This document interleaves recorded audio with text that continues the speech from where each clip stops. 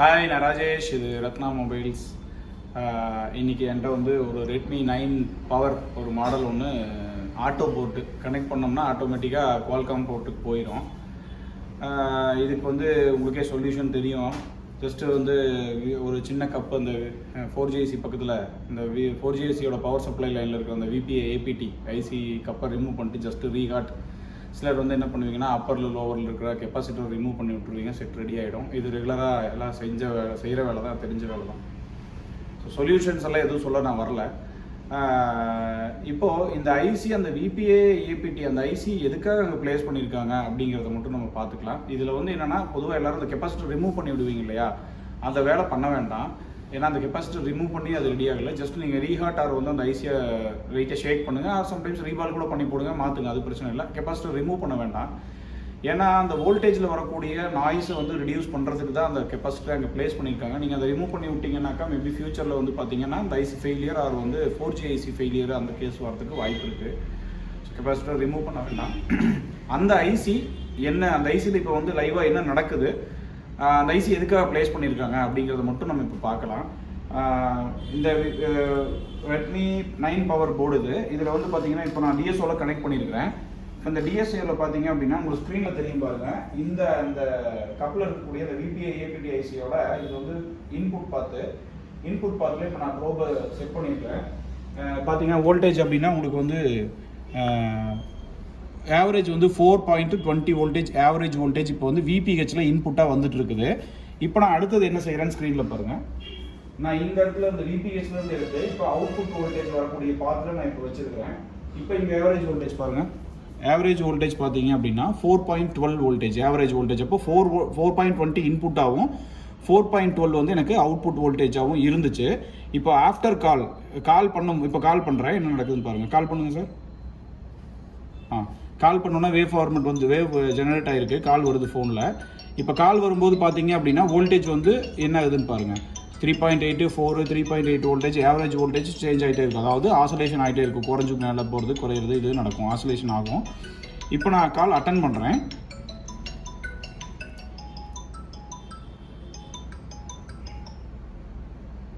Okay, call attend பண்ணிவிட்டு திரும்ப இப்போ நான் எங்கே வைக்கிறேன் அப்படின்னா அதே அந்த விபிஏ ஏபிடி பாத்தில் வைக்கிறேன். விபிஏ ஏபிடியில் நான் கொண்டு போய் ப்ரோபோ வச்சுருக்கேன். இப்போ நீங்கள் பாருங்கள். இப்போ வந்து பார்த்தீங்க அப்படின்னா வோல்டேஜ் எவ்வளோ வேரியேஷன் ஆகுதுன்னு பாருங்கள்.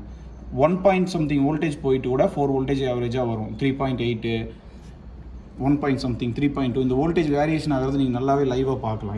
எந்த அளவுக்கு வேரியேஷன் ஆகுதுங்கிறது செக் பண்ணலாம். இதோ 3.something 1.2 2.0 கூட போகும். 2. ஸோ இந்த நெட்வொர்க்கோட ஃப்ரீக்வன்சி வந்து ரேஞ்சு தகுந்த மாதிரி இந்த வோல்டேஜ் பார்த்தீங்க அப்படின்னா இந்த விபிஏ ஏபிடி வோல்டேஜ் பார்த்தீங்கன்னா வேரியேஷன் ஆகிட்டே தான் இருக்கும். இந்த வேவ் ஃபார்மெட் வந்து சேஞ்ச் ஆகிட்டே தான் இருக்கும். நீங்கள் லைவாகவே அதை பார்க்கலாம்.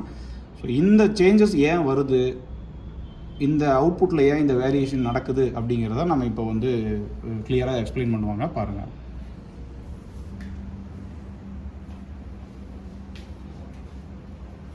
ஹாய். ஸோ நம்ம இப்போ விபிஏ ஏபிடி அப்படின்னு சொல்லிட்டு ஒரு ஐசி ஒன்று பார்த்தோம் இல்லைங்களா. அந்த ஐசி வந்து எங்கே லொக்கேட் ஆகிருக்கும் அப்படின்னு பார்த்தோம். ஸோ இந்த இடத்துல வந்துட்டு நம்ம போர்டில் வந்து லொக்கேட் ஆகிருக்கு. இந்த ஐசியோட வேலை என்ன அப்படிங்கிறத வந்து இப்போ பார்க்குறோம். இப்போ இந்த ஐசி என்ன அப்படின்னு பார்த்தீங்க அப்படின்னா இது வந்து ஒரு just DC to DC converter தான். அதாவது பவர் சப்ளை ஐசி மாதிரி வந்து ஒரு ஐசி தான், சரிங்களா. ஸோ இப்போ அந்த பவர் சப்ளை ஐசி வந்து என்ன பண்ணுது அப்படின்னு பார்த்தோம்னா இதை வந்து நம்ம 4GIC பவரில் வந்து நம்ம டைரெக்டாக வந்து நம்ம கனெக்ட் பண்ணியிருக்கோம். ஸோ 4GIC பவருக்கு வந்துட்டு இப்போ நம்ம 4G டேட்டா சிக்னல்ஸ் எல்லாம் வந்து ஆண்டனாலேருந்து வருது இல்லைங்களா. ஸோ அந்த ஆண்டனாலேருந்து வரக்கூடிய டேட்டா வந்து ரொம்ப லோ சிக்னலாக தான் வந்து நம்மளுக்கு வந்து கிடைக்கும் இல்லைங்களா. ஸோ அதை வந்து நான் ஆம்பிளிஃபை பண்ணி தான் நான் என்ன டேட்டாவாக இருக்குது அப்படிங்கிறத வந்து நான் ஆம்பிளிஃபை பண்ணி தான் நான் வந்து செக் பண்ணி எக்ஸ்ட்ராக்ட் பண்ணுறது இல்லை டீக்ரிப்ட் பண்ணுறது இந்த எல்லா ஃபங்க்ஷன்ஸும் வந்து நான் பண்ணுவேன். ஸோ அப்படி பண்ணும்போது எனக்கு எக்ஸ்டர்னலாக வந்து ஒரு பவர் சப்ளை வந்துட்டு அந்த சிக்னல் கூட நான் ஆட் பண்ணணும் இல்லைங்களா. அதுக்காக யூஸ் பண்ணக்கூடிய ஒரு ஐசி வந்துட்டு இந்த இடத்துல வந்து நம்ம இந்த ஐசி வந்து யூஸ் பண்ணியிருக்கோம்.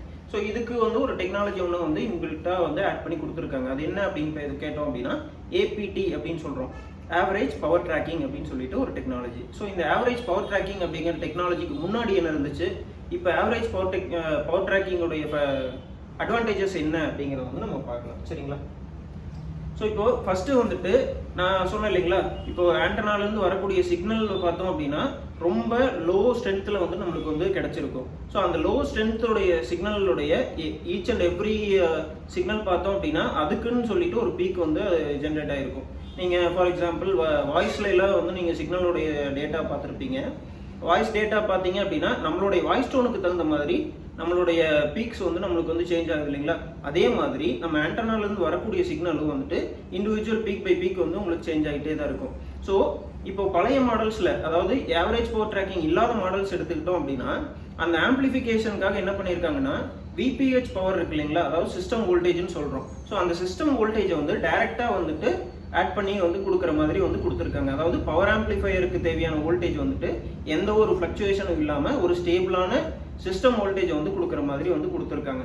இப்போ இந்த கிராஃபில் வந்து நம்ம பார்க்குறோம் அப்படின்னா இந்த ரெட் கலர் லைன் இருக்கு இல்லைங்களா, இது வந்து ஓல்டர் மாடல்ஸ், அதாவது ஆவரேஜ் பவர் ட்ராக்கிங் இல்லாத மாடல்ஸில் வரக்கூடிய பவர் சப்ளையோடைய ஃப்ளோ.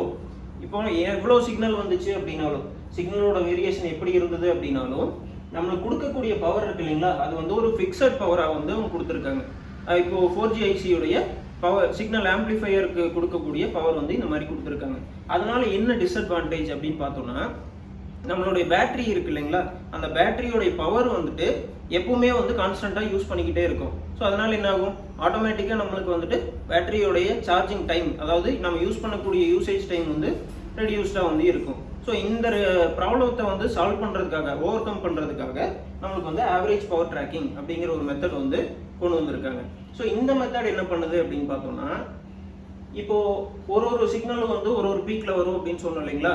ஸோ அந்த பீக்குக்கு தகுந்த மாதிரி ஒரு பர்டிகுலர் டைம் டியூரேஷன்ல வந்துட்டு அந்த பீக்குக்கு தகுந்த மாதிரி பீக் வோல்டேஜ் வந்து எவ்வளோ இருக்கு அப்படிங்கிறத பொறுத்து நம்ம கொடுக்கக்கூடிய, அதாவது ஆம்பிளிஃபையருக்கு கொடுக்கக்கூடிய இன்புட்டை வந்து சேஞ்ச் பண்ணிக்கிட்டே இருக்கும். ஓகேங்களா.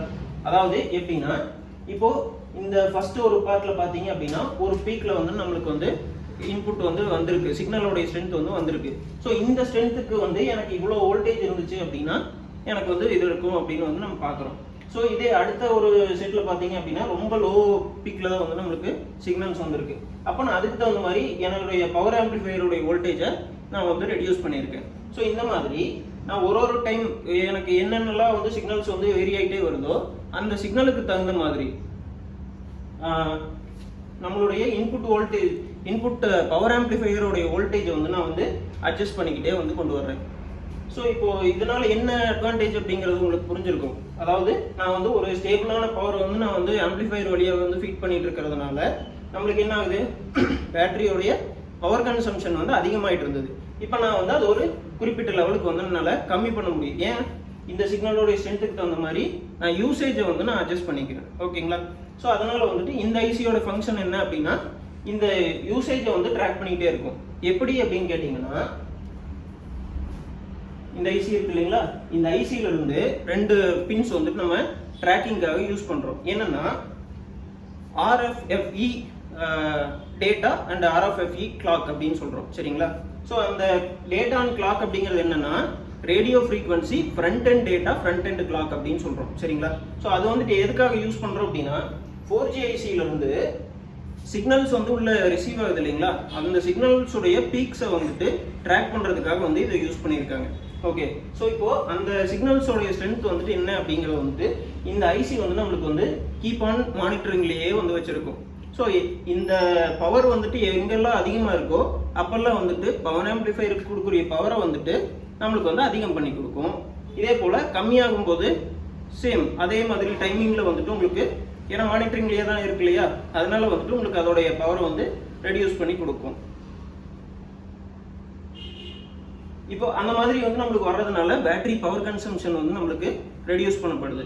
இதுக்கும் அட்வான்ஸ்டாக வந்து இன்னொரு டெக்னாலஜி வந்து கொண்டு வந்திருக்காங்க. அது என்னன்னு பார்த்தோம்னா என்வலப் ட்ராக்கிங் அப்படின்னு சொல்கிறாங்க. சரிங்களா. ஸோ இப்போ இந்த என்வலப் ட்ராக்கிங்கோடைய அட்வான்டேஜ் என்ன அப்படின்னு பார்த்தோம்னா, இப்போ நான் வந்துட்டு ஆவரேஜ் பவர் ட்ராக்கிங்கில் ஒரு பர்டிகுலர் டைமிங் எடுத்து அந்த டைமிங்கோடைய ஆவரேஜ் பவரை வந்து நான் வந்து அட்ஜஸ்ட் பண்ணிக்கிட்டே வந்திருக்கேன் இல்லைங்களா. அதற்கு பதிலாக என்ன பண்ணுறாங்கன்னா இண்டிவிஜுவல் சிக்னல்ஸோடைய பீக்ஸை வந்து எடுத்துக்கிறாங்க.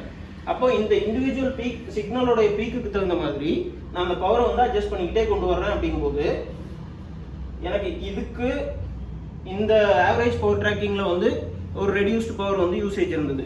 இப்போ இந்த கிராஃப்ல பார்த்தீங்க அப்படின்னா எனக்கு வந்துட்டு இண்டிவிஜுவல் பீக் பை பீக் வந்துட்டு எனக்கு வந்து வேரி ஆகிட்டே வரதுனால இந்த பர்சன்டேஜ் ஆஃப் த பவர் வந்துட்டு எனக்கு வந்து இன்னும் வந்து ரெடியூஸ் ஆகப்படுது. அதனால என்ன ஆகும், உங்களுக்கு வந்து பேட்டரியோடைய கன்சம்ஷனை வந்து இன்னுமே வந்து என்கரேஜ் பண்ண முடியும் அப்படிங்கிறதுல வந்து இது கொடுத்துருக்காங்க. இப்போ வரைக்கும் வர்ற மாடல்ஸில் வந்துட்டு நம்ம ஆவரேஜ் பவர் ட்ராக்கிங் வந்து நம்ம வந்து பார்க்குறோம். இனி வரக்கூடிய மாடல்ஸில் வந்துட்டு என்வலப் ட்ராக்கிங்கிறதும் வந்துட்டு கொண்டு வந்துட்டு இருக்காங்க.